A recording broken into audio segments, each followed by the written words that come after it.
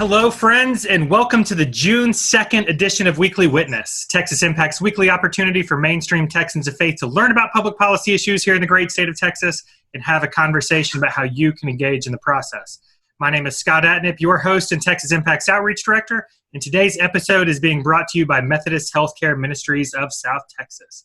And today, we are going to welcome Andre Gobbo with the Friends National Committee on Legislation to talk about federal legislation as part of our series, highlighting speakers from the Washington Interfaith Staff Community. But before we do that, I feel like I have to take a moment at the top today to recognize the immense pain that our nation is experiencing right now. In addition to the traumatic effects of the COVID-19 pandemic, our streets, cities, and television screens are full of displays of pain and anguish caused by systemic racism. And Texas Impact is working on putting together information and resources on that topic, and we're working to schedule some weekly witness guests to talk specifically about systemic racism.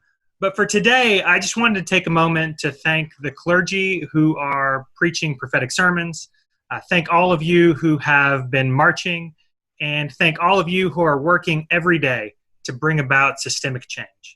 Y'all, 2020 has not been a fun year. Between pandemics and protests, we have a lot on our plate. But I hope that we'll all stay focused on one of the things that I think all of us should have toward the top of our to-do list for this year, which is organizing safe voting in our communities and congregations. Texas Impact recently launched our Texas Votes campaign, and we hope that you will covenant with us and covenant with members throughout the state to organize your community to pledge to vote and to vote safely by mail for those who are eligible. You can go to texasimpact.org and click on the voting link to take the pledge and find resources. But friends, this is an important time for Texans of faith to raise our voices. Our communities, our country needs you to be active and engaged, speaking out for justice, and working to actually bring about justice through advocacy and the ballot box. So I hope that we can covenant together to work toward that positive change this year. So again, we're going to have more information in the weeks to come, but thought it was important that we recognized what was happening in our country at the top. And so with that, I am excited to welcome to the conversation Andre Gobbo. Andre, how are you today? I'm doing okay, all things considered.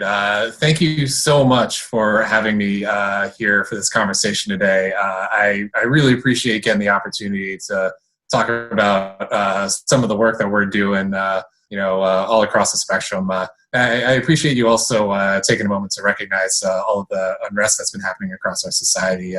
I know for me personally, it's caused a lot of internal reflection about how I can be a productive member of this movement and everything that's going on right now. So appreciate you taking time to not only have me, but to recognize everything that's going on. And I sincerely hope that we as a nation can grow from this and move forward in a positive manner. Yeah, and so we're talking about federal legislation today, and we're going to have some of your DC colleagues on in the next couple of weeks to talk about other ways that we can respond to some of the issues that are plaguing our nation right now. But really appreciate you taking the time today. So I did mention you're with the Friends Committee on National Legislation, and many of our listeners might not be familiar with y'all. So why don't we start out by having you tell us a little bit about your work and how you connect with other faith leaders through WISC. Yeah, of course. More than happy to. So the Friends Committee on National Legislation, or FCNL for short, we represent the Religious Society of Friends, also known as Quakers, all across the country, from Maine to Florida, even out to Alaska and Hawaii. We have people all over the place. And we also have a good contingency of people in Texas. We have over 30 separate meeting houses scattered all across the state. So we got pockets all over, which is really exciting. So one thing that is really core to us as friends is that we see that of God in everyone. That's really one of our core tenets and philosophies, not only at FCNL, but also the Quakerism as a religion. So it really shapes how we work on issues ranging from criminal justice reform to immigration to economic justice, which we're going to be talking about a little bit more later. So for me personally, my work through WISC, the Washington Interfaith Staff Community, like Scott mentioned earlier, it tends to take shape through the various working groups that are coordinated through WISC. My work typically happens within the interreligious working group on domestic human needs, and that's sort of a broad working group that touches on a lot of different issues, ranging from federal budget and tax policy to jobs, economy, and labor, to hunger, to housing, to all sorts of stuff. So the main uniting philosophy behind that working group on domestic human needs is looking out for the people who are most vulnerable and people who are struggling to make ends meet in our society. So trying to identify ways in which we can advocate and lift up policies that help out people who are most in need. So the way that sort of manifests itself is, for example, last year we were working on, the end of year spending and tax package. So we have one faith leader that focuses on that policy. They sort of lead the charge, and so on and so forth. So that's sort of how my work folds into the broader WISC community. I appreciate that. So we'll talk about some of the economic justice pieces in a minute, but you are a leader in many capacities, just looking at your bio, related to nonviolence. So as part of that, you're working on a wide range of issues, from safety to violence prevention. Can you get traction with those issues in a COVID-19 world, and I guess even more now with unrest in the streets? And if so, what should we be thinking about right now? Yeah, I will say that it is pretty hard to get traction on almost anything that isn't directly related to the coronavirus or the recent unrest around George Floyd's death. So if you are working on these kinds of issues, it's really important to work on these issues through that lens. And I'll sort of explain that a little bit later. So that being said, like you mentioned, nonviolence is a really important part of FCNL, and there's still a way to tie that thread back into the current things that are going on. For example, one of the things that I and some of my colleagues work on is sort of the intersection of coronavirus and domestic violence. Historically, during times of crisis, domestic violence tends to increase, and that's something that we've seen during the coronavirus pandemic. All across the country, we've seen calls to hotlines, domestic violence hotlines, spike over the course of the last couple months. So one legislative vehicle that we directly link back to that is the Violence Against Women Act. So that's a piece of legislation that has to get reauthorized every few years. And a lot of its core functions are providing resources and services that are necessary for public safety. Making sure that there's funding for domestic violence programs. For example, FCNL, one of the issues that we work on is Native American issues. So there's a lot of provisions specifically within that bill in order to make sure that tribal communities have jurisdiction in order to bring people to justice for committing acts of domestic violence on tribal lands. And so on and so forth. Also, another way that our tenet of nonviolence presents itself, and relating that back to current events, is our organization's work on demilitarizing the police force. I will admit this is something that's a little outside of my area of expertise, but one thing that the organization has done a lot of is advocating to end the 1033 program. So for those who don't know, the 1033 program is something that allows for law enforcement agencies around the country to get their hands on military weapons and gear that are no longer used by our armed forces. And this is particularly problematic because the end result is you get an increasingly militarized law enforcement force. One example is that I'm currently staying in the city of Keene, New Hampshire right now. And it's a city of about 20 to 25,000 people. I grew up here. It's always been pretty safe. I've never feared for my life in any way, shape, or form. But a few years ago, the city of Keene made headlines because it got its hands on a Bearcat tank through the 1033 program, which is quite astonishing. Nobody really understood why the city did it or what the rationale behind it, because it's always been a pretty safe place. But the 1033 program made it possible for a small city in the state of New Hampshire to get a tank. So if a city like where I'm at right now can get a tank, you can only imagine what larger law enforcement offices are getting their hands on through this sort of program and some of the potential problems that they may cause. So that's sort of a brief window into our work on nonviolence and sort of how we're able to tie it back to things that are currently happening in society.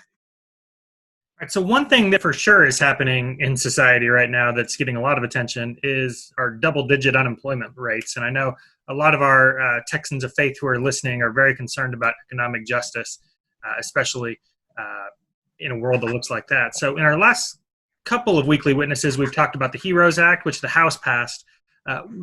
What's happening with that legislation now, and how might this play out in the coming weeks? Yeah, that's a good question. And that's something that I've spent a lot of time thinking about. Obviously, like the economic situation is really bad. The jobs numbers last week pointed that almost 1 in 4 Americans have filed for unemployment insurance, which means that the number of people who actually don't have jobs is even higher than that because more people aren't qualifying for unemployment insurance, or the state systems just can't manage the crush of applications that are coming in. So obviously pretty bad. In terms of like the current state of play, as of right now, the HEROES Act is still stuck on the Senate floor. Fortunately, it's no longer a question of if the Senate is going to take up another package. It's more a question of when.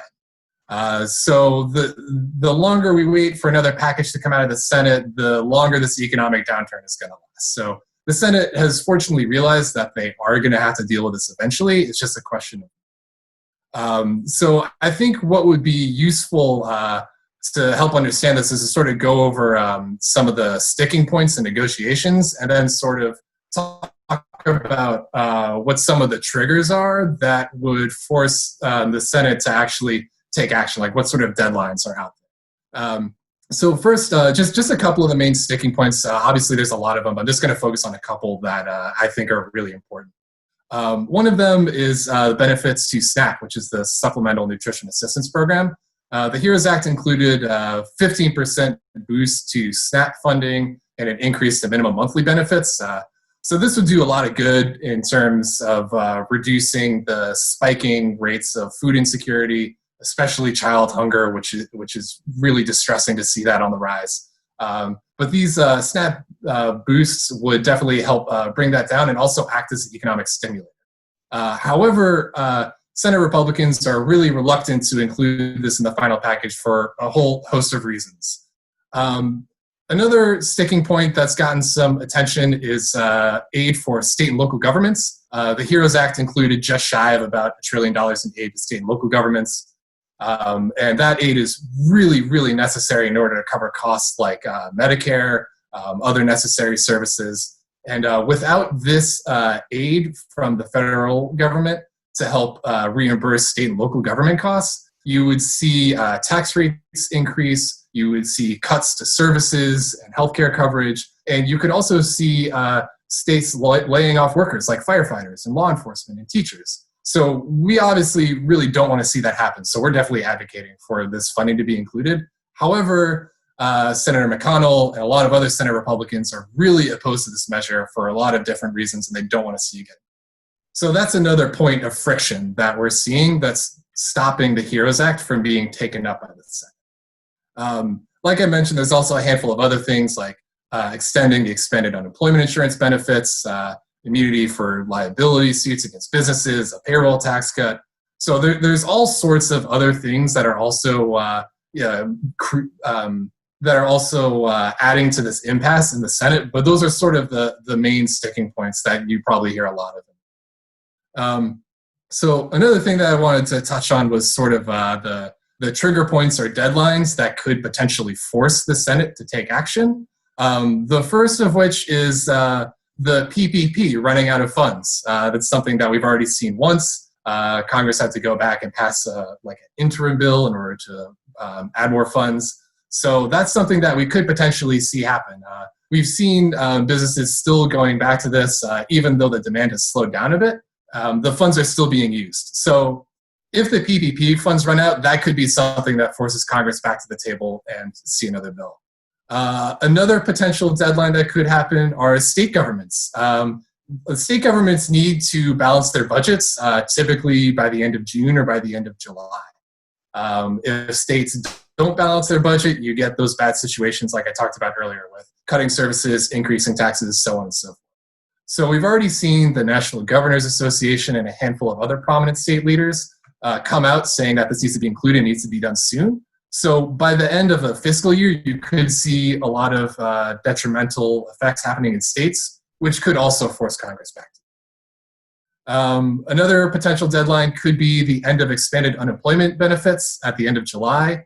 That's something that a lot of Democrats are really concerned about. So once we get closer to the end of July, that could be something that forces people to the table. And then there could be something else happens that's totally different that, I can't predict.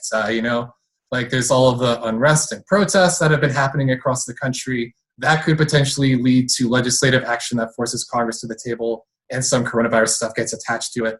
I'm not really sure. We could see another outbreak or surge in coronavirus cases, either caused by all the protests or by some other factor that could potentially force Congress to the table. Or there could be something else that happens in the next few weeks that I just don't know about or can't predict. I mean, I like to think that I have a decent legislative crystal ball sitting on my desk, but it's looking more and more like a shaken up snow globe these days. So something else could totally happen that we just haven't seen yet. Yeah, I don't want to make any predictions about what will happen in 2020 after the first 5 months of this year. Oh, goodness. Yeah, I certainly don't either. Just let it play out. But it sounds like the time for telephone calls, the time for those conversations is now, if there might be some deadlines in the next month or so. Does that sound about right? Oh, yeah, for sure. I know that I certainly, in my job, I've been ramping up my outreach to congressional offices. I've been talking to my friends and family saying, if you want to see something like you need to do it now because these negotiations are happening. They're definitely taking place. And if you want your own priorities or you want to see something get included, you got to get in there sooner rather than later because we're not really sure when the next package might be coming through. So let me ask about that. We have a lot of folks who are wanting to get involved, and we just launched a program a couple of weeks ago called our Legislative Engagement Groups, where we're encouraging people to make monthly visits to their district office to build relationships there. And obviously, that's not happening in person right now. So what's your advice? Is it telephone calls? Is it emails? Is it tweeting? What's the best way to communicate with legislators right now? Yeah, that's a very good question. The first thing that comes to mind is phone calls and emails are definitely the way to go. That is the order of the day. Normally I would be based in DC and I would be making the rounds visiting offices, but that's not really an option anymore. So definitely phone calls, emails, that's the way to do it. If I can do it from here in my home in New Hampshire, then anybody that's listening to this podcast, you can do it for your own home too. Highly, highly recommend. Another thing that I will say is that because of the way that coronavirus has changed how congressional offices interact with their constituents, they're also going through some of these same changes too. So they're also expecting these phone calls and emails, and they're anticipating that. So these are some pretty weird and extraordinary circumstances. So I know just earlier this morning I was having a call with a staffer from another congressional office, and the first 5 or 10 minutes of our call were just about sort of like how strange times we're living in and how weird everything is. So it's important to understand that if you think it's weird to be just calling your office instead of trying to set up a visit or something, the people on the other end of the line are probably feeling the same way. And that's okay. You can acknowledge that. So it's definitely changed the way that we interact with people, and that's an okay thing. Yeah, and I think, when we encourage folks to make telephone calls, I'll remind you all of this now, be a decent human being and have a conversation with them, right? I called my member of Congress a couple of weeks ago about some action alert that we had sent out and asked how they were adjusting. And they talked about, having the telephone calls from the office forwarded to their apartment and their roommates all listening in all day. So, have some conversation with them. That's all right. So I'm going to give you a chance. You've talked about a lot of different things today. When folks make telephone calls this week, what do you hope their message would be? That's a good question. Thanks. I try really hard. I think for me, one thing that I've been trying to really hammer home in a lot of my visits is that Congress really needs to take steps to protect the people who are struggling. There are so many people that, odds are you probably know somebody that's either collecting unemployment insurance or is having trouble putting food on the table or not sure how they're going to pay their rent for the next month. And I think it's important to really drive the message home to our members of Congress that whatever you do and whatever sort of coronavirus package that they put together, it has to be looking out for the people who are trying to make ends meet.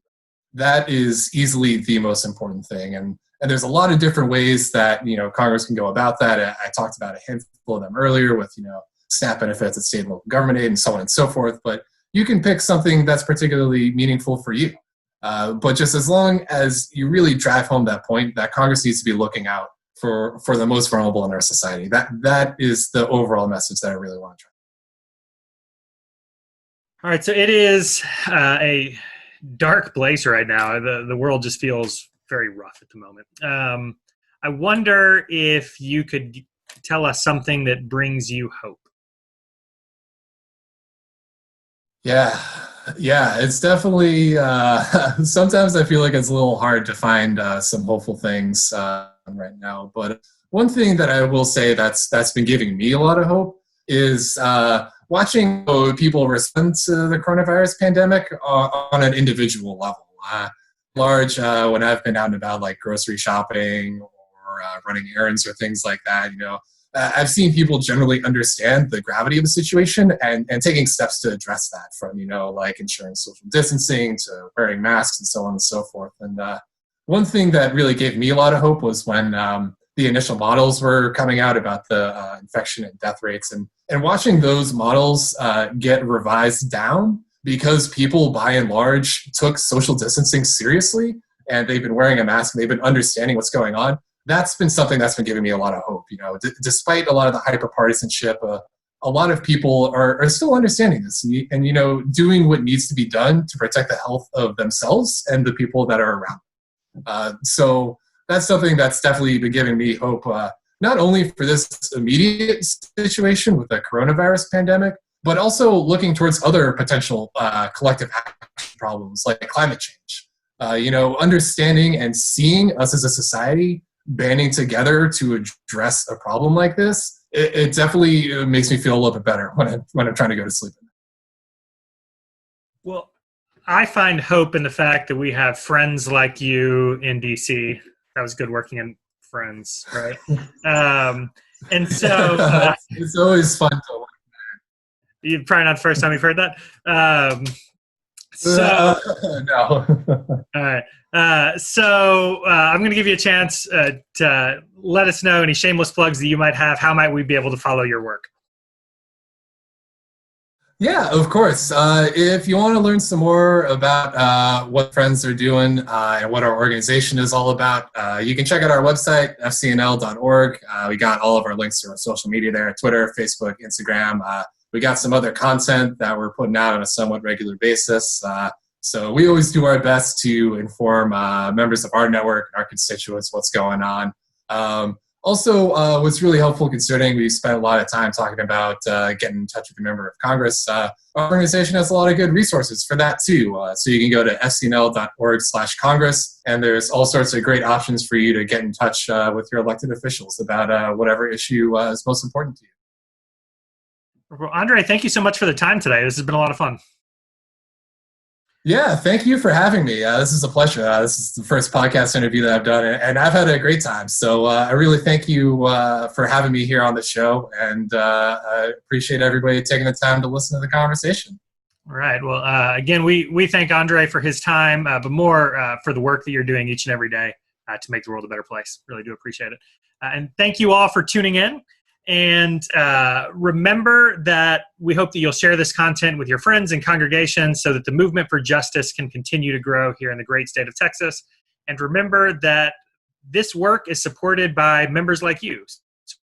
Our congregation are members of Texas Impact by going to texasimpact.org/join. Friends, we know that these are anxious times, but the world needs the faith community engaged. So let's get to work.